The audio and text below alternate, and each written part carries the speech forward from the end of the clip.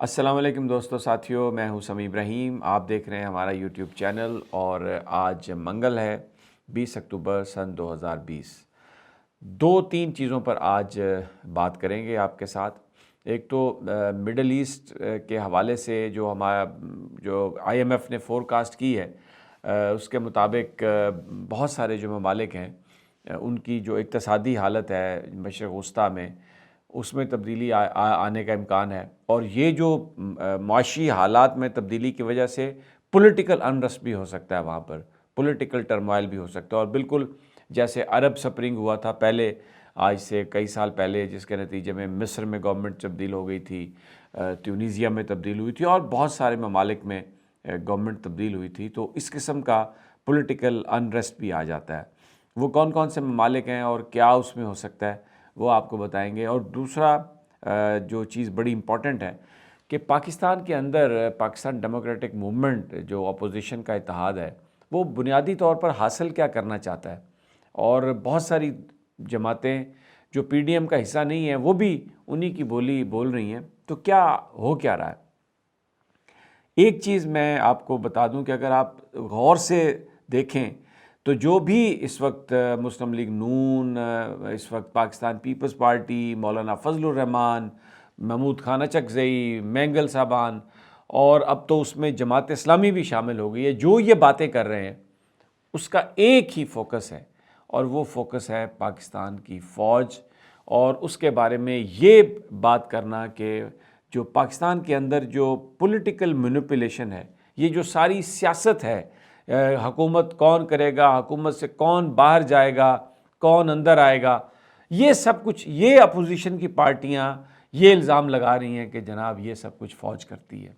اور پھر اس کی وجہ سے جو اس وقت جو بھی پاکستان کے مسائل ہیں، چاہے وہ اقتصادی مسائل ہیں، چاہے وہ کوئی فورن آفس کے مسائل ہیں، چاہے وہ کوئی انٹرنل لا اینڈ آرڈر کا ایشو ہے، وہ یہ پارٹیز اور خاص طور پر جو میاں نواز شریف صاحب کی تقریر ہے، وہ یہ کہہ رہی ہے کہ یہ تمام خرابیاں پاکستان کے اندر، تمام جو برائیاں ہیں، اس کی ذمہ دار پاکستان کی فوج ہے، اس کی ذمہ دار پاکستان کی آئی ایس آئی ہے۔ کوئی بھی آپ بات کر لیں، جب وہ یہ کہتے ہیں کہ ووٹ کو عزت دو، اس کا مطلب یہ ہے کہ وہ یہ کہہ رہے ہیں کہ جی جو الیکٹڈ لوگ تھے ان کو حکومت کرنے کا حق کبھی نہیں دیا جاتا، عوام کی جو رائے ہے اس کے برعکس حکمران مسلط کر دیے جاتے ہیں، اور پھر جو لوگ آتے ہیں ان کے بھی ٹینیور جو ہیں وہ پورے ان کو نہیں دیے جاتے، اور ان کی کبھی وہ 2 سال کے بعد چلا جاتا ہے، کبھی 3 سال کے بعد چلا جاتا ہے۔ تو اس لیے یہ سب جو خرابیاں ہیں یہ تب ٹھیک ہو سکتی ہیں اگر آپ پاکستان کی فوج کو محدود کر دیں، اگر آپ پاکستان کی فوج کے کردار کو محدود کر دیں۔ اور جب وہ یہ کہتے ہیں کہ کردار کو محدود کر دیں تو اس کا مطلب یہ ہوتا ہے کہ وہ یہ اسٹیبلش کرنا چاہ رہے ہیں کہ پاکستانی فوج کا کردار اتنا زیادہ ہے کہ وہ سیاست میں ہر طرف مینوپولیشن کرتی ہے۔ اب یہ جو بیانیہ ہے، یہ جو ساری گفتگو ہے،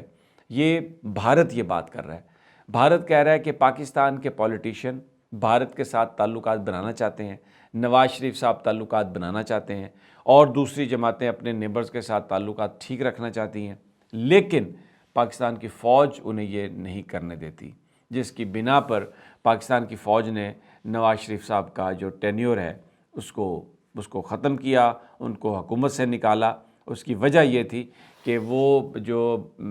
پاکستان کے خارجہ امور میں جو پاکستان کی فوج کی مداخلت ہے، اور پاکستان کے انٹرنل معاملات میں جو پاکستان کی فوج کی مداخلت ہے، اس کو نواز شریف صاحب ختم کرنا چاہ رہے تھے۔ تو یہ ایک چیز میں یہاں پر ہم کسی کو کوئی غداری کا سرٹیفکیٹ نہیں دے رہے، لیکن یہ چیزیں مل رہی ہیں۔ اور اب دیکھیں، جماعت اسلامی کے امیر سراج الحق صاحب نے بھی یہ بات کہہ دی ہے۔ آج وہ کیا فرما رہے ہیں؟ وہ یہ کہہ رہے ہیں جی کہ میاں نواز شریف صاحب نے تو حقائق سے پردہ اٹھایا، حقائق یہی ہیں اور ان سے پردہ اٹھایا۔ اب جماعت اسلامی کی کیا تکلیف ہے؟ جماعت اسلامی کا مسئلہ یہ ہے کہ آج سے 15-20 سال پہلے تک بہت بڑا فنڈ ملتا تھا جماعت اسلامی کو، کشمیر جہاد کے نام سے بہت بڑا فنڈ ملتا تھا، اور وہ اپنے آپ کو ایک لیڈ سمجھتے تھے الائی پاکستان کی فوج کا۔ وقت میں تبدیلی ہوئی، پولیٹکس میں تبدیلی آئی، اور جو جماعت اسلامی کا جو رول تھا وہ شاید بہت سارے دوسرے گروپس نے ایزیوم کر لیا، جس میں حافظ سعید صاحب کا جماعت الدعویٰ تھا، جنہوں نے بہت سارے فلاحی کام کیے۔ جماعت اسلامی جو تھی وہ جو بہت سارا چندہ لیتی تھی وہ اپنی آرگنائزیشن پہ خرچ کرتی تھی، اور ایک جس طریقے سے وہ چیزوں کو مینوپولیٹ کرتی تھی، اپنا جو وجود ہے اس وجود کو وہ بطور ایک اینٹی پولیٹیکل اینٹی اس کو قائم رکھنا چاہتی تھی، اور بہت سارا پیسہ ان کے پاس اس لیے ان مدات میں چلا جاتا تھا۔ لیکن حافظ سعید صاحب، جماعت الدعویٰ اور جو دوسرے کئی گروپس تھے، انہوں نے جو کچھ بھی کیا، جب فلاحی ادارے بنائے، خاص طور پر بلوچستان میں گئے، ریموٹ ایریاز میں گئے، کشمیر میں گئے، تو انہوں نے جو اپنی تنظیم ہے اس کے اوپر کوئی اتنا زیادہ خرچ نہیں کیا، ان کے ایکسپینڈیچرز نہیں تھے، اور ان کی جو پرفارمنس تھی وہ جماعت اسلامی سے کہیں بہتر تھی۔ جماعت اسلامی کی ہر چیز میں پالیٹکس، ان کا اپنا جو سلسلہ کہ یہ رکن ہے، یہ رفیق ہے، یہ ساتھی ہے، اور پھر وہ جس انداز میں کام کرتے تھے، اپنی ان اداؤں کی وجہ سے انہوں نے وہ مقام کھو دیا، تو وہ پاکستانی فوج کے دشمن بن گئے، اس حد تک دشمن بن گئے کہ مولانا منور حسن صاحب نے تو اس بات پر بھی سوال اٹھا دیا کہ یہ جو شہید کون ہے اور شہید کون نہیں، یہ بحث بھی انہوں نے چھیڑ دی، جو ایک 5th جنریشن وارفیئر کی جو ابتدا تھی۔ اور اب سراج الحق صاحب فرما رہے ہیں کہ جی یہ نواز شریف صاحب نے حقائق سے پردہ اٹھایا۔ کیا حقائق سے پردہ اٹھایا؟ کہ پاکستان کی جو فوج ہے وہ پاکستان کی سیاست میں مداخلت کرتی ہے اور تمام برائیوں کی ذمہ دار ہے۔ کوئی چیز بھی جو کہی جا رہی ہے آج کل آپ اٹھا کے دیکھ لیں، اس میں ڈریگ کیا جا رہا ہے پاکستان کی فوج کو، مقصد صرف ایک ہے کہ پاکستان کی فوج کو بدنام کیا جائے۔ کراچی میں کیپٹن صفدر کی گرفتاری والا واقعہ آپ دیکھ لیں کہ جب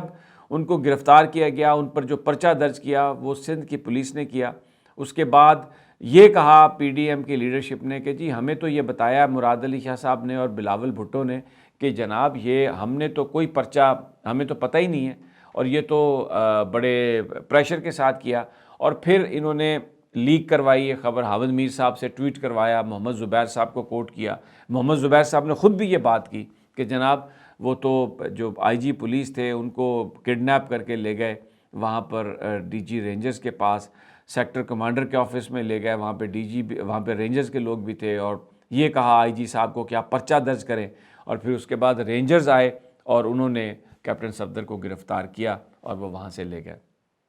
سارا یہ ٹوٹل ایک بیس لیس اور ایک کنکاکٹڈ سٹوری جس کا مقصد صرف پاکستان کی فوج کو بدنام کرنا تھا۔ سرکاری طور پر نہ تو سندھ کے چیف منسٹر نے یہ بات کہی، نہ بلاول بھٹو نے یہ بات کہی، بلکہ بلاول بھٹو کل جو پی ڈی ایم کی پریس کانفرنس تھی اس میں بھی نہیں آئے، وہاں پر انہوں نے راجہ پرویز اشرف کو بھیج دیا۔ اب یہ بات جو کہہ رہے ہیں کہ جی زبردستی پرچہ درج کروایا اور گرفتار کروایا، جس وقت ضمانت کی پیشی ہو رہی تھی کیپٹن صفدر کی، تو ایڈوکیٹ جنرل سندھ نے کیپٹن صفدر کی ضمانت کی مخالفت کی اور کہا کہ یہ انہوں نے جرم کیا ہے اور اس جرم میں آپ نہیں دے سکتے ضمانت۔ وہ تو جو جج صاحب تھے میجسٹریل جج، انہوں نے وہ ایک دفعہ ختم کی اور پھر جو باقی دفعات تھیں وہ ساری بیلیبل بن گئی، اور پھر وہاں پر انہوں نے ان کی ضمانت لی۔ لیکن اس میں بھی میں آپ کو بتاؤں کہ ابھی سماعت ہو رہی تھی، لیکن مریم نواز صاحبہ نے یہ اعلان کر دیا کہ جناب مجھے بتا دیا مریم اورنگزیب نے کہ وہ تو ضمانت ہو گئی ہے کیپٹن صفدر کی۔ ابھی سماعت ہو رہی تھی، کس نے یہ کہا کہ کیپٹن صفدر کی ضمانت ہو گئی ہے، اور مریم نے پورے نیشنل میڈیا پر 1 گھنٹہ پہلے یہ کہہ دیا کہ ضمانت کر دی گئی ہے، اور پھر 1 لاکھ کا جو مچلکہ ہے